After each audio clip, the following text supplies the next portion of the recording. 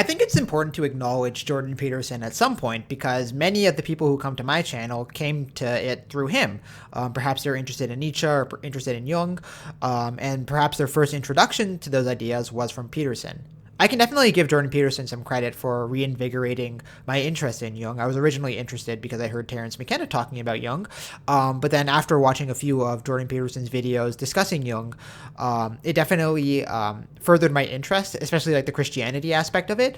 And so I can give him a lot of credit for kind of introducing me to a lot of concepts and ideas that weren't kind of on my radar before. So I think there's a lot to admire about Jordan Peterson, but I think that recently he's become quite different and a lot less intelligent and perhaps a bit more extreme. Up yours, woke moralists. We'll see who cancels who. I feel like after his spiritual crisis, which he suffered some time ago, where he was recovering from addiction, he's become a lot less nuanced, and he seems a lot more angry, frankly. But also, like, I feel like his ideas are a lot more nonsensical and quite contradictory. So in this video, I want to discuss and critique his fairly recent video essay, which was about the Ukraine war, which was titled something like Ukraine versus Russia or Culture or Civil War in the West. And I did make a response to this before, which might still be available. But in this one, I want to be a lot more nuanced and get my facts straight. And just to be clear, I'm not trying to cancel Jordan Peterson. I'm not trying to convince you to never listen to him again. Too often, it's very easy to see a person who's a thinker, who's a philosopher, who puts ideas out there and then kind of like see a flaw in their thinking and then use that as justification to just never listen to them again. Any philosopher and thinker will inevitably slip up and say something that isn't necessarily correct, but that doesn't mean that we should dismiss them entirely. Just making a few mistakes, I don't think is justification to just be wiped from collective memory. But I also think that we should be able to criticize people when we think that their ideas are, either don't make sense or are worth discussing and worth critiquing. So if you still like Jordan Peterson, if you admire him, if you find him very helpful, that's completely fine. But again, we should be fair to criticize him. And I think he would agree with that everybody should be subject to scrutiny. And in this video in particular, this video essay, I think he's particularly mistaken. So the thesis of this video is essentially that the war between Ukraine and Russia seemingly has many causes, but one of them is the so-called culture war, which is taking place in the West, and which is largely being carried out by liberals who want more rights for gay people, for instance, and in particular more rights and protections for transgender people. My argument is that the culture war is important, and, I don't necessarily agree with everything that the left is trying to impose, but to pin the Ukraine-Russia conflict on the culture war is extremely dumb and even somewhat dangerous. And it ultimately reflects that Jordan Peterson has become so consumed by the gender wars, which is what I'll call them from now on just to make this simpler, that he projects this seething hatred into everything. It acts like something as disconnected from it as the Ukraine conflict is being secretly driven on by the gender politics in the West. It's not only absurdly ignorant of history and geopolitics, it also demonstrates how much Jordan Peterson's thinking is influenced by his hatred of trans rights activists and liberals in general. So much so that he makes the assumption that somehow the Ukraine-Russia war is actually just an extension of this so-called civil war. He starts the video by summarizing the points discussed by Michael Mearsheimer in his famous lecture back in 2015, where he discusses that the West is partially responsible for the conflict in Ukraine. And it's actually pretty good. It does outline the war from Russia's perspective. Now, even though Mearsheimer does have some good points, it by no means justifies what Putin is doing. Ending human lives is not justified by your geopolitical ambitions, even though they may seem legitimate. Again, if you were a country run by this cold autocrat, it does kind of make sense from a geopolitical Machiavellian point of view why you would attempt to expand your sphere of influence. Again, we're talking about somebody who probably considers money and power more important than human lives. One of the things that he keeps saying in this video, which I find actually kind of irritating, is that he argues that people in the West only care about Ukraine because it's their way of moral posturing. And in reality, Ukraine has very little strategic value to the West and even to NATO. I find that kind of egregious because isn't it important for us to stand up for our moral virtues? Why is it bad to do things out of morality? I think that morality is one of the most noble justifications, assuming that your morality is genuinely moral. If you're against the idea of a country seizing control of another country through force, killing its citizens and displacing them, if you think that's bad, why is it so bad to stand up for those moral virtues? Why is it so wrong to defend them when you believe that they're at threat? Because they are at threat. If Putin gets away with this, it kind of just sets the precedent that it's okay for countries to attack other countries and just take them over. So like I said, I think morality is a strong justification for our support for Ukraine. But if we do abandon our moral principles, the world just becomes this sick game of everybody doing their best to exploit others and kind of only doing things out of money or out of like interest, self-interest. So based on Mearsheimer's lecture, Peterson gives 3 reasons why he believes Putin may have done this. Either Putin's a bully, either Russia is threatened by NATO, or Russia's oil dominance is threatened, and those are the justifications for Russia attacking Ukraine. But then Peterson suggests that really a 4th reason might be behind this war. And he kind of presents it like it's the ultimate reason, like it's the main reason the Russians attacked Ukraine. It's really what pushed Russia to commit this act of utter barbarity. And that is that Putin, or so Jordan Peterson claims, wishes to preserve his Christian values against the apparent moral decadence of the West. Putin himself is, in principle, a practicing Christian, and it appears that he has been strongly influenced by such ideas.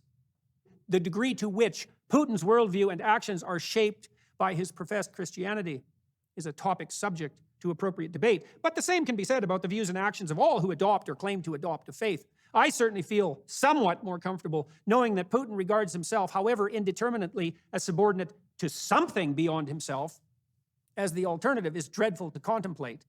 That would be the absolute moral presumption of someone such as Stalin. Regardless of the depth or genuineness of his belief, however, it is beyond dispute that the Russian leader frequently speaks of his country's role as a bulwark against the moral decadence of the West.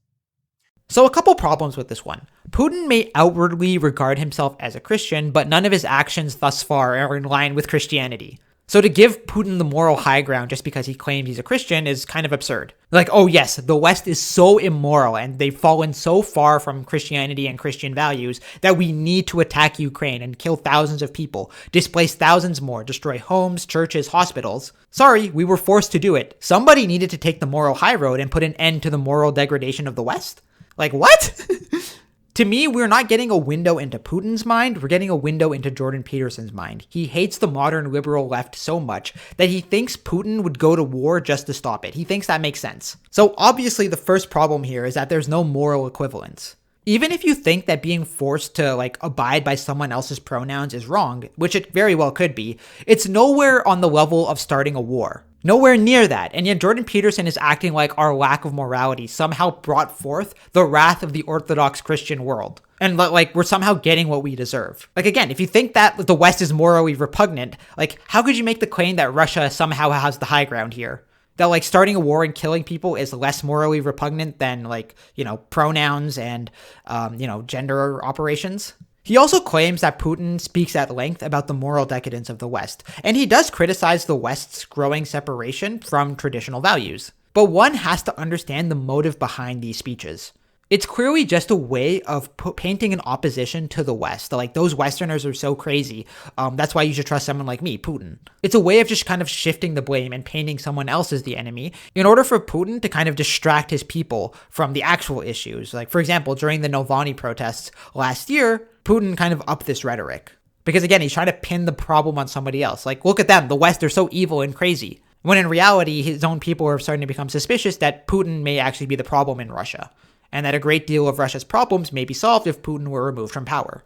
A second, even more egregious problem with this is that Putin criticizing the West for their moral decadence is laughable, and you can only really see it as a tactic for him to rally his base. Because we're talking about Putin. You want to see someone who's utterly decadent? Putin is a prime example. We're talking about someone who's extremely wealthy, and a large proportion of that wealth was just stolen from the state, stolen from the Russian people. Just look at all of this expensive crap that he owns, the estates, the cars, and you tell me whether he's decadent or not. Praising Putin for being like the pinnacle of morality and the West as morally decadent is just absurd. And again, it reflects Jordan Peterson's mind. He's so obsessed with gender politics, and he sees it as such a threat that he thinks that this argument makes sense. But Putin constantly tells his people that he sees us falling far too far under the sway of ideas very similar to those that produced the revolutionary frenzy of the communist movement, and detailed so presciently by Dostoevsky in The Devils, and analyzed for their catastrophic consequence so carefully by Solzhenitsyn. And whether he believes this or not, and I believe he does, he is certainly able and willing to use the story of our degeneration to make his people wary of us and to convince them of the necessity of his leadership and to unite them in supporting his actions in Ukraine. Now here's something. Peterson claims that Putin sees us as becoming too similar to the radical revolutionaries, i.e. the Bolsheviks, who took control of Russia in 1917 and founded the Soviet Union. And it's true that Putin seethes at the West, and these developments in the West, and our obsession with gender politics, transgender issues, and pronouns and whatnot, and he does draw an equivalence between them and the Bolsheviks. But linking this to the invasion of Ukraine is laughably stupid, for reasons which I'll explain shortly. When the Biden administration began the process of identifying a new Supreme Court justice, a singular message was initially trumpeted. It is time for a black woman to take her place in the highest tribunal in the land. I thought this was a terrible strategic error. Speaking as someone who would rather see the Democrats sane than deluded, why not first announce the search for the most credible candidate and then report the discovery of the candidate with ethically fortuitous sex and genetic structure? Why wouldn't that sequence make the most sense? From within the Democrat fortress itself, the fact of qualification made primary and the secondary provenance that such qualification could be provided by someone who would also simultaneously serve as a beacon to the striving minorities and underprivileged. But no, sex and race were first. So what he says here is actually kind of a good point on its own. I want to make it clear that some of the problems that are appearing in the West are worth discussing and worth questioning. The fact that the Biden administration put race and gender first when selecting a new Supreme Court candidate is kind of concerning from a moral standpoint. I think many people would agree that there's a problem there, that it's wrong to, make a selection like this based on race and gender, that qualification should certainly be first. So Jordan Peterson has a point criticizing that in and of itself. But that isn't the extent of the point that Jordan Peterson is making. He points out the problem, credit to him, but then attributes the Ukraine war to this. As if Putin is so fixated on American politics that he needs to attack a foreign country. My point again is that Jordan Peterson is projecting his own ideology into Putin and assuming that other people are as fixated and obsessed with the gender wars as he is. When the self-same candidate was asked directly in an interview during the confirmation process, the very straightforward question, what is a woman? Which, granted, was a gotcha question, which only goes to show the severity of our current level of derangement, and so is no excuse for failure to answer. She said, I'm not a biologist. That is not a good answer. Now, she well knew that the question was a setup, as did the interviewer who posed it. She knew, as did the interviewer, that she would be pilloried no matter how she answered it. In consequence, she evaded the issue entirely, but in a manner specifically designed not to antagonize the appalling radical left. And I'm even willing to grant her the moral right to do that, given that no one wants to be pilloried, and that no one should be subject to mobbing merely because they give an answer to a question, the answer to which is evident to anyone who maintains an iota of sanity and integrity. But here's where I'm not willing to go. Again, here are things which are worth discussing. The fact that in the West, what is a woman is somehow such a controversial question? How is that even possible? So yes, there are good reasons to object to some of the points made by liberals with respect to gender politics and what they imply. But again, we can't just arbitrarily magnify these issues by linking it to the most significant and horrifying geopolitical event of the 21st century thus far. It's not that serious. I mean, it could be serious, but it's definitely not war-causing serious. But Peterson is suggesting that it is apparently worth starting a war over, which I just find incalculably egregious. And also dangerous because it might convince people that trans rights activists are so dangerous and such a threat to society that a literal war, is justified in order to combat them. But his point is even more obscured by the fact that this judge's nomination took place well after the invasion. So it's not even relevant really to be brought up here. In our society, all sexual proclivities and desires, no matter how rare, dangerous, or socially disruptive, are not to be merely tolerated, but must be celebrated. Pride Month, outright or else, and regarded as hedonically desirable and absolutely harmless. But sex is simultaneously so dangerous that every such interaction, to take a single example, between young men and women on campus, is to be regarded as deeply and patriarchally exploitative in its intrinsic nature, tantamount, even if voluntary, to rape, as Andrea Dworkin and Catherine McKinnon have insisted, and therefore necessarily preceded by the establishment of explicit consent formulated to a degree of precision that would hold in court under adversarial challenge. Now he goes on to explain why the modern left is completely insane, and why you can't even reason with them. And that's because they contradict themselves. And when someone contradicts themselves, they've left the realm of reasonable discourse. But the contradiction he paints doesn't actually make sense because it's based on the most extreme possible variations of these leftist positions. So the first one is that all sexual proclivities are to be celebrated. This is an insane position, which probably nobody holds because all sexual proclivities include things like pedophilia, bestiality, and necrophilia. And it's not a mainstream idea to celebrate those sexual proclivities. I'm sure there's somebody who does, but again, not mainstream. But even if this were true, even if all sexual proclivities were celebrated by the left, he then suggests that the very same people who believe this also believe that any sexual advance is tantamount to rape. The problem is that very few people actually believe that. This is an extreme position, which most people, even most liberals, would disagree with. Their perspectives are usually more nuanced. Rape has a very clear definition. And even though sexual aggression may be something that to be looked down upon, it isn't necessarily equivalent to rape. He points to a few people who do actually believe this, but then pretty much suggests that the modern Western left, and in fact, by extension, somehow, the entire Western world, firmly believes these two extreme positions. So the only contradiction is a contradiction which emerges in theory, in a kind of left hemisphere sense. It doesn't exist in reality. When people are celebrating Pride Week, they aren't insisting that every single sexual proclivity or every single sexual act is acceptable. And when people are protesting against rape culture, they usually define rape in a way that's very different and very specific from the way Jordan Peterson defines it here. They don't think that all sexual advances are equivalent to rape. And just because someone does doesn't mean that this is a mainstream point of view and you can attribute it to the West, because he does say in this video that the modern Western world thinks like this. But again, Jordan Peterson insists that these neo-Marxists who he hates so much are all like this. And because they are hypocritical, they are just insane and you can't do anything about it. That's really dangerous because it's equivalent to calling, people with right-wing views Nazis. You're painting them as so dangerous that it can justify all sorts of, necessary actions in order to deal with the problem. And it is the kind of justification which people use, which actually leads to genuine conflict. Those people who are different from us are so out of their minds and you can't reason with them. Well, if you can't reason with them, it implies that conflict is inevitable, doesn't it?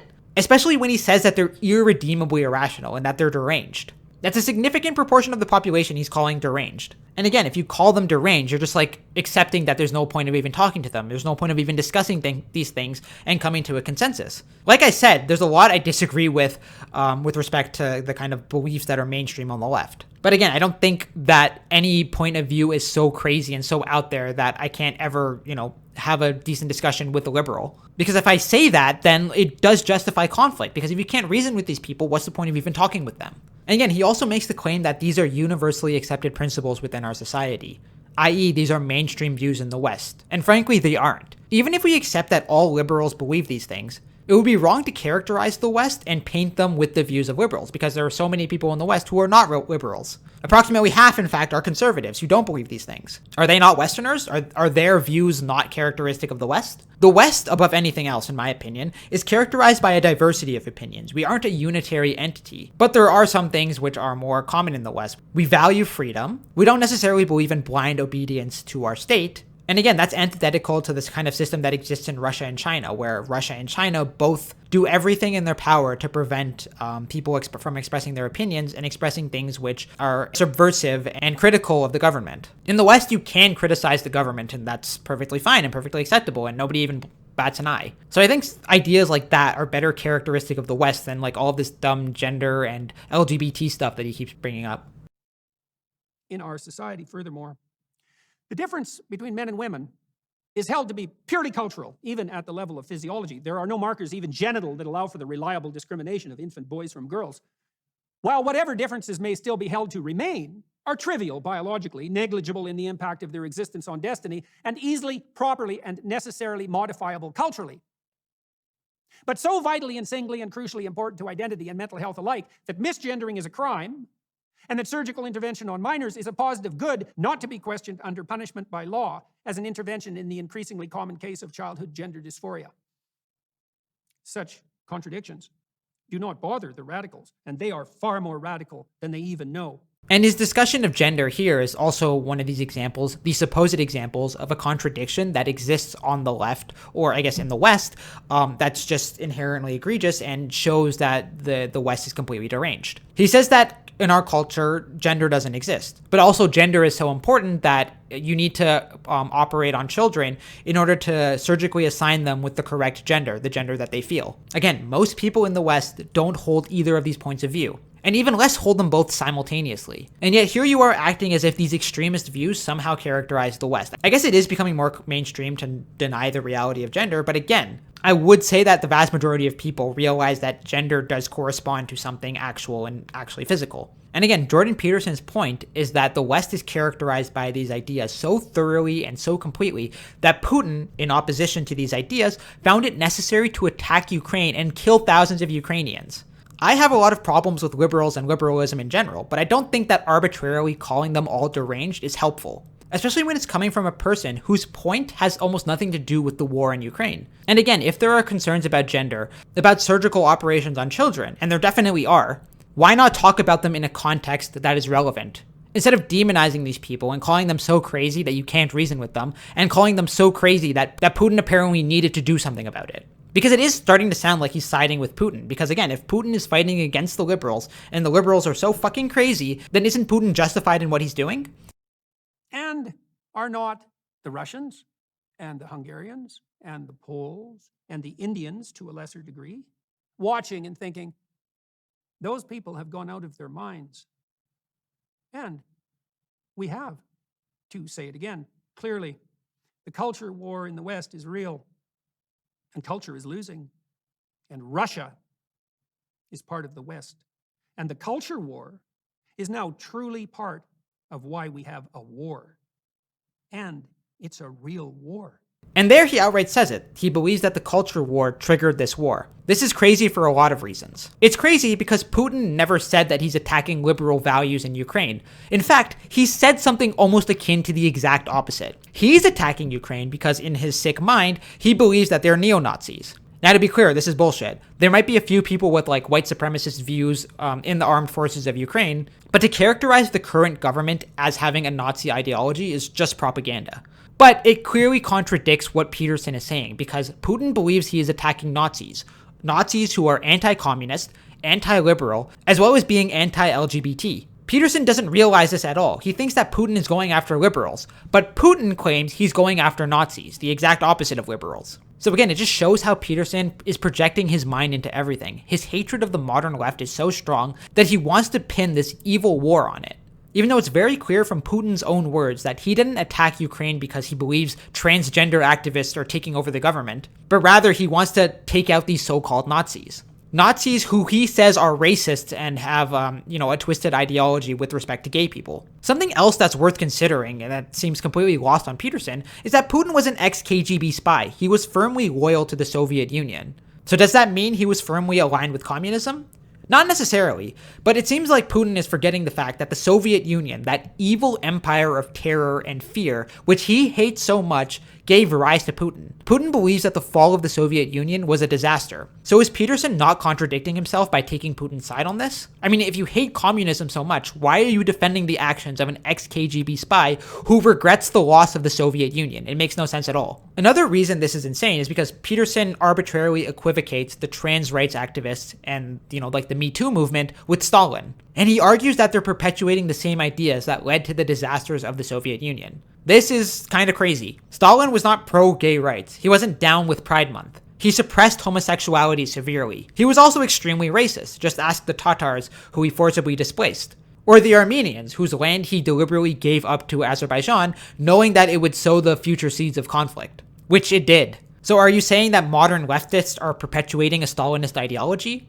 And this is the problem. He's drawing an equivalence based on very minor similarities, that these two things, this evil thing, Stalin, and these other people, these trans rights activists, have this kind of similarity between them. There's some similarities in their ideology. Therefore, they're equivalent, and therefore you can kind of pin the crimes of Stalin on this ideology. Yeah, Stalin hated capitalism, and so does the modern left. I guess that means they're the same? No, we have to be able to be nuanced about these things. Even though there are slight similarities between, the modern left and the Bolshevik ideas of 1917, doesn't mean that they're equivalent. It doesn't mean that, somehow allowing more gay rights is going to cause the exact same thing that happened in the Soviet Union. It's going to cause a dictator who's so evil that he just cracks down on any form of dissent. But again, it's a very useful tactic if you want to paint the left as completely crazy and completely deranged. Because again, if you pin their ideology on as being the same ideology which led to communism and everything terrible there, it really is painting them as extremely evil and so evil that we should do everything to stop them. I think it's a clear sign of ideological possession when you equate Stalin to the modern left. Like, again, I don't recall Stalin saying that gender doesn't exist or that, like, you should respect trans people's pronouns. Stalin was something else, and yet he's making a dangerous and clearly false equivalence between them. It's equivalent to calling Jordan Peterson a Nazi. I remember, like, very early on when Jordan Peterson was getting notoriety, he was being called a Nazi by a lot of people. And this was kind of crazy, but again, it's equivalent to what he's doing with respect to, the left. Because you can make the connection between Peterson and Nazism. The Nazis hated communism, and Jordan Peterson also hates communism. In fact, that's part of the reason they invaded the USSR in the first place. And so would it be fair to call Jordan Peterson a Nazi based on this similarity? Clearly not. And yet he's drawing the same equivalence between Stalin and, like, the LGBT community. Like, how the hell does he think that makes sense? So the Russians believe that they have a moral duty, and that they have the highest moral duty to oppose the degenerate ideas, philosophy, theology of the West. And there's something about that that is not wrong. And that is why the incursion of Russia into Ukraine is, more truly, a civil war in the West. So here again, he's making the claim that somehow Marxist ideas are, like, breeding in the West. And even if they are to some extent, he's acting as if Putin would somehow start a war over it. You can't just blame everything on the gender wars as much as you want to. To me, it's a sign of a lack of intellectual rigor when you ignore the real reasons behind the war and instead insist that your own ideology is actually to blame. Again, that's clearly Peterson projecting his mind into Putin, and not how Putin actually thinks. Because again, Putin thinks he's fighting Nazis. Not LGBT activists, not drag queens or whatever the fuck. He's fighting Nazis. He's wrong, obviously, but autocrats tend to be quite deluded. All the Eastern European countries whose populations groaned under the Stalinist burden are watching the resurgence of these demented ideas among their erstwhile enlightened allies with stunned disbelief. Romanians, Estonians, Hungarians, Albanians, all those countries characterized by a traumatic wisdom, all extremely unhappy that those who should know better and who have built their economic strength and based their freedom on ideas that promote equality of opportunity, but denounce enforced equity or equality of outcome, kowtow to the resentful, faux moralistic, opportunistic, anarchic narcissists of the radical left. If our G7 leaders had one iota of... He also makes the claim that Eastern European countries like Poland, Albania, and Romania are also scared about the liberal ideas of the West. And that could be so. Poland definitely is a more right-leaning country. And yet this is a very stupid and clear contradiction, as in it clearly contradicts Jordan Peterson's thesis in this video. Because Poland and Romania firmly support Ukraine. In fact, you could argue that Poland is probably the biggest supporter of Ukraine. So if they're so scared of gender ideology and it's such a pervasive threat, why aren't they siding with Russia? It's because it's very apparent that this war is not about the gender wars. You can't just arbitrarily magnify the significance of the culture war by blaming it on this. I see that as very similar to calling, the modern left equivalent to Stalin. It's like magnifying them and making them seem like a much more significant threat than they actually are. I think it's also clear that you're not thinking straight if you think that they're connected. And all protestations to the contrary.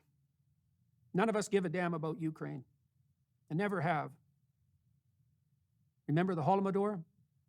Do you even know what it was?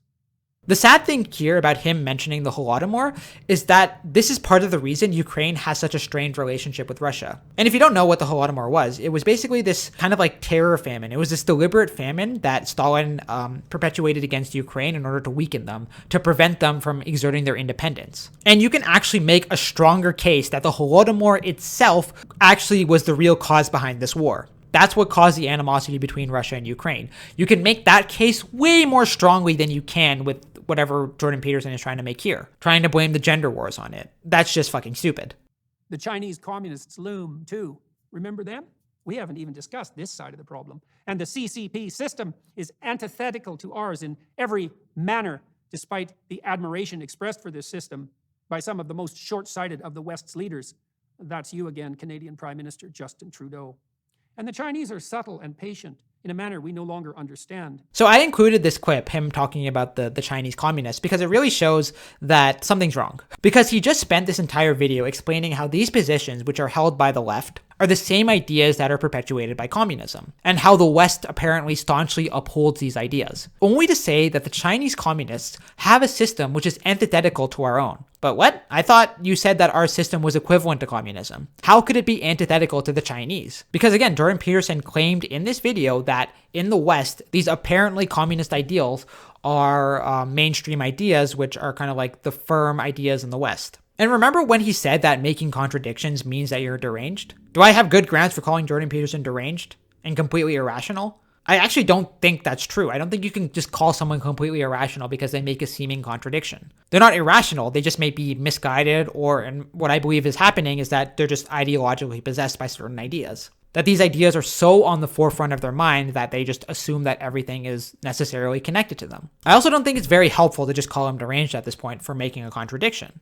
It's more helpful to criticize his ideas openly so that we can see what the mistakes are, without necessarily labeling him as completely insane, because again, there are some points in this video that are worth discussing. But again, I think the overall thesis is laughably stupid. So my key takeaways are that I think Jordan Peterson has become so obsessed with the culture war that he's dangerously willing to posit that a very real war is somehow an extension of said culture war. He also believes that communism is on the rise again, even though Stalin has very little in common with today's leftists. Even if you disagree with the left, calling them equivalent to Stalinists is equivalent to calling Republicans Nazis. It's completely egregious, and if you're smart and nuanced, you would see that that's not even close to being true. I have lost some respect for Jordan Peterson, but it's complicated because, again, he had very intelligent and nuanced ideas in the past, and people change as they get older, so maybe I'm just not a fan of this iteration of Peterson. Because I do think he's become corrupted by his ideology, and I think he's pandering to his audience. I wouldn't be surprised at all if, like, the main reason he was, trying to pin the Ukraine-Russia conflict on the gender wars is because of money. Because his base just loves hearing that kind of stuff, even though it is kind of dangerous and it could lead to some very catastrophic results. Because there's just such little nuance. He's not as nuanced as he used to be.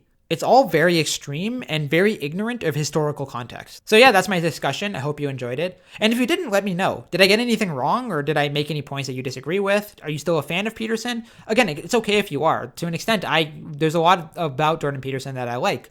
I'm a big fan of his books. I haven't read the most recent one, but I think they're both good and well written and have a lot of good ideas. So again, I want to be nuanced. I don't want to just cancel him and be like, this guy's an idiot, don't ever listen to him. I would appreciate if people extended me the same courtesy. But yeah, thanks for watching. Have a good day, and may good luck always come your way.